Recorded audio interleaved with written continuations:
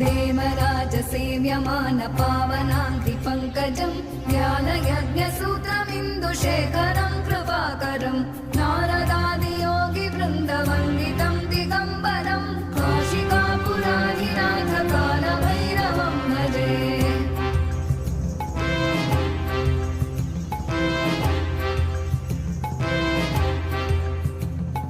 भानुकोटिभास्वरं भवाभितारकं परं नीलकण्ठमीप्सितार्थदायकं त्रिलोचनं कालकालमम्बुजाक्षमक्षशूलमक्षरं काशिकापुराधिनाथकालभैरवं भजे।